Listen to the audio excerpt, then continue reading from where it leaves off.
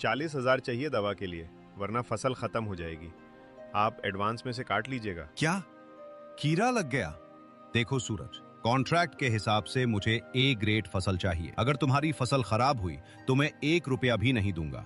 और हाँ, याद है ना, अगर फसल नहीं दी तो तुम्हें 2 लाख रुपए जुर्माना देना होगा। क्या 2 लाख?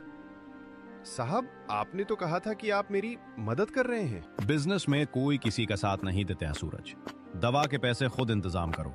अगर परसों तक खेत साफ नहीं हुआ तो मेरा वकील तुम्हारे घर पहुंच जाएगा। फोन रखो अब। सूरज के हाथ से मोबाइल गिर गया। उसे अब समझ आया कि वो कितनी बड़ी साजिश का शिकार हुआ है। सूरज, क्या हुआ बेटा? पिताजी, मैं लुट गया। मैंने आपकी और माँ की इज्जत दांव पर लगा दी। मैं खत्म हो गया पिताजी। चुप हो जा बेटा, कुछ रास्ता निकलेगा। क्या रास्ता निकलेगा माँ?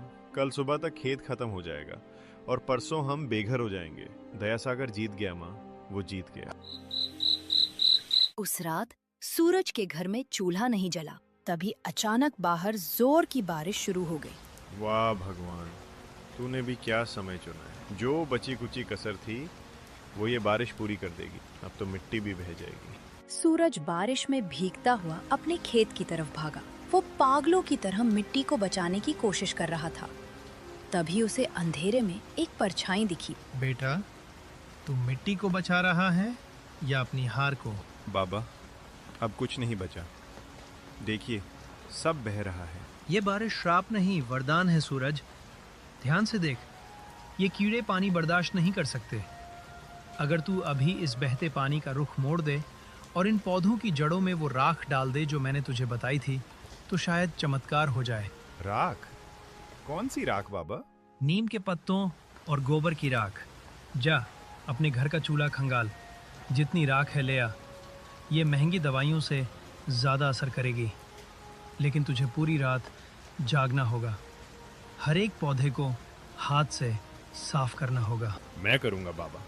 मैं पूरी रात क्या, पूरी जिंदगी जागूंगा। सूरज ने रात भर बारिश और कीचड़ में काम किया। उसकी माँ और केतन भी उसकी मदद के लिए पहुँच गए। उन्होंने एक एक पौधे को नीम के पानी से धोया और राख डाली। केतन, देख, कीड़े गिर रहे हैं। सूरज, ये तो सच में काम कर गया। पौधे अभी भी कमजोर हैं, पर मरेंगे नहीं। तूने कर दिखाया भाई। सूरज की आंखों में नींद नहीं, एक अजीब सा जुनून था। लेकिन उसकी खुशी ज्यादा देर नहीं टिकी। जैसे ही वो घर पहुंचा, उसने देखा कि दयासागर और बैंक के कुछ अधिकारी उसके घर के बाहर खड़े हैं। सूरज जी, हमें सूचना मिली है कि आपकी फसल पूरी तरह बर्बाद हो चुकी है और आप जुर्माना भरने की स्थिति में नहीं हैं। बैंक ने आपकी जमीन की नीलामी की प्रक्रिया शुरू करने का फैसला किया है। क्या? लेकिन मेरी फसल बच गई है।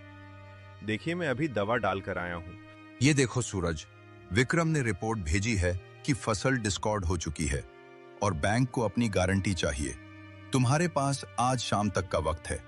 या तो 1.25 लाख रुपए जमा करो या फिर इस घर को खाली करने के लिए तैयार हो जाओ। शाम तक? साहब, ये तो नाइंसाफी है। नाइंसाफी नहीं सूरज, ये कानून है। तुमने साइन किए थे ना, अब भुगतो। शाम को 5 बजे हम अपनी जेसीबी लेकर आएंगे। रामदीन भाई, सामान बांधना शुरू कर दो। सूरज के सामने अब पहाड़ जैसी चुनौती थी। फसल तो बच गई थी, लेकिन उसे बेचने में अभी भी वक्त था और बैंक को पैसा अभी चाहिए था। माँ, क्या अब भी कोई रास्ता बचा है? रास्ता हमेशा होता है सूरज, बस उसे ढूंढने की हिम्मत चाहिए। सूरज ने अपनी साइकिल उठाई और गांव से बाहर की तरफ पैडल मारने लगा। उसे नहीं पता था वो कहाँ जा रहा है। सूरज, रुक, कहाँ भाग रहा है? ऐसे भागने से 1.25 लाख रुपए नहीं मिलेंगे। तो क्या करूं केतन? घर पर पुलिस और बैंक वाले खड़े हैं।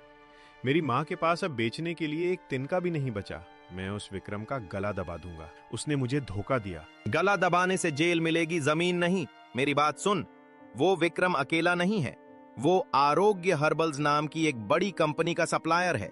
वो तेरा माल सस्ते में हड़प कर उन्हें महंगे में बेचना चाहता है। तो मैं क्या करूं? हम सीधे कंपनी के हेड ऑफिस चलेंगे। शहर यहाँ से 40 किलोमीटर दूर है। अगर हम 3 बजे तक वहां पहुंच गए और तूने अपनी फसल की असलियत दिखा दी तो शायद कुछ हो जाए। लेकिन मेरे पास कोई सर्टिफिकेट नहीं है, कोई कागज नहीं है। वो मुझे अंदर घुसने भी नहीं देंगे। ये ले, ये तेरे खेत की वो शतावरी है जिसे तूने कल रात राख से साफ किया था। ये तेरी मेहनत का सबूत है। चल मेरी बाइक पर बैठ। केतन की बाइक हवा चीर रही थी। सूरज जड़ी बूटी को सीने से लगाए बैठा था। ठीक 2 बजे वे शहर की सबसे बड़ी बिल्डिंग के सामने थे। कहाँ जा रहे हो? ये कोई धर्मशाला नहीं है। चलो पीछे हटो। साहब, मुझे एमडी साहब से मिलना है। बहुत जरूरी काम है। हमारी जमीन का सवाल है। एमडी साहब, वो तो जैसे भिखारियों से नहीं मिलते। देख अपनी हालत, भाग यहाँ से वरना पुलिस बुलाऊंगा। साहब, एक बार देख तो लीजिए। हम गांव से आए हैं। हमारे पास बहुत कीमती चीज है। कीमती? कबाड़ लग रहा है। चलो रास्ता साफ करो, साहब की गाड़ी आने वाली है। तभी एक काली चमचमाती कार गेट के अंदर दाखिल हुई। सूरज ने बिना सोचे समझे कार के सामने छलांग लगा दी। क्या हुआ? ये शोर कैसा है? साहब, बस 2 मिनट। मैं कोई भिखारी नहीं हूँ, किसान हूँ। ये देखिए, ये मेरे खेत की फसल है। आपके सप्लायर विक्रम ने मुझे धोखा दिया है। वो मेरी फसल को बर्बाद बता रहा है ताकि मेरी जमीन छीन सके। मुझे इन सब बातों में कोई दिलचस्पी नहीं है। गार्ड, इन्हें यहाँ से हटाओ। मेरा वक्त कीमती है। साहब, एक बार इसे देख लीजिए। अगर ये बी ग्रेड भी निकली तो मैं खुद आपके पहियों के नीचे जान दे दूंगा। सूरज की आवाज में वो दर्द और जुनून था कि एमडी रुक गए। उन्होंने उसे सूंघा, उसकी बनावट देखी और उनकी आंखों में हैरानी साफ दिखने लगी। ये वाइल्ड शतावरी है और इतनी साफ। इस मौसम में तो ये मिलना नामुमकिन है। तुमने इसे कैसे बचाया? रात भर बारिश में जागकर, नीम के पानी और राख से। साहब, विक्रम कह रहा है ये कचरा है। खन्ना, जरा इधर आओ। इस सैंपल को अभी लैब ले जाओ और मुझे 10 मिनट में रिपोर्ट दो। और तुम, सूरज नाम है ना? अंदर आओ। सूरज और केतन एक आलीशान कैबिन में बैठे थे। बाहर 3 बज चुके थे। सर, ये तो अद्भुत है। इसकी पोटेंसी मार्केट में मिलने वाली किसी भी चीज से 40% ज्यादा है। ये तो प्योर A+ ग्रेड है। हेलो विक्रम, तुमने जो सूरज के फसल की रिपोर्ट भेजी थी वो गलत है। फसल शानदार है। अरे नहीं सर, वो लड़का झूठ बोल रहा है। खेत में कीड़ा लगा है, सब खत्म हो गया है। मैं कल खुद जाकर देखूंगा। तुम्हें जाने की जरूरत नहीं है। सूरज मेरे सामने बैठा है। और सुनो, तुम्हारी सप्लाई का कॉन्ट्रैक्ट आज से खत्म। हम सूरज से डायरेक्ट डील करेंगे। सूरज को लगा जैसे उसे नया जन्म मिल गया हो, लेकिन घड़ी में 3:30 बज रहे थे। गांव यहाँ से अभी भी 1 घंटे की दूरी पर था। साहब, आपका बहुत शुक्रिया, लेकिन मुझे अभी 1.25 लाख रुपए चाहिए। बैंक वाले मेरा घर गिरा देंगे। क्या आप मुझे एडवांस दे सकते हैं? 1.25 लाख? सूरज, मैं तुम्हें सालाना सप्लाई का कॉन्ट्रैक्ट देना चाहता हूँ। ये लो, 3.6 लाख रुपए का एडवांस चेक। तुम्हारी फसल की क्वालिटी देखकर मैं ये रिस्क ले सकता हूँ। साहब, ये तो बहुत ज्यादा है। ये ज्यादा नहीं है सूरज, ये तुम्हारी मेहनत की कीमत है। अब जल्दी जाओ, कहीं देर न हो जाए। सूरज और केतन मोटरसाइकिल की तरफ भागे। उधर गांव में सूरज के घर के बाहर मातम छाया हुआ था। दयासागर एक बड़ी जेसीबी मशीन के साथ खड़ा था। 4:45। रामदीन भाई, सामान बाहर निकालोगे या फिर हम मशीन चलाएं? दयासागर जी, बेटा शहर गया है। बस थोड़ी देर और वो आता ही होगा। शहर गया है भागने के लिए। उसे पता है कि वो पैसे नहीं ला सकता। अरे ओ बैंक वालों, शुरू करो अपनी कार्यवाही। पुलिस साहब देख लीजिए, कोई रुकावट नहीं होनी चाहिए। नहीं, मेरा बेटा आएगा। जब तक वो नहीं आता तुम इस घर को हाथ नहीं लगा सकते। हट बुढ़िया, बहुत नाटक देख लिया तेरा। ड्राइवर, चालू कर मशीन। सबसे पहले ये मेड़ गिराओ। जेसीबी का इंजन जोर से गरजा। तभी दूर से धूल उड़ाती एक मोटरसाइकिल तेजी से आई। रुकिए रुकिए, ये रहा आपका पैसा। सूरज के हाथ में एक गुलाबी चेक और कुछ कैश था। ये तो 3.6 लाख का चेक है और ये सीधे आरोग्य हर्बल से है। क्या? ये कैसे हो सकता है? ये जरूर नकली होगा।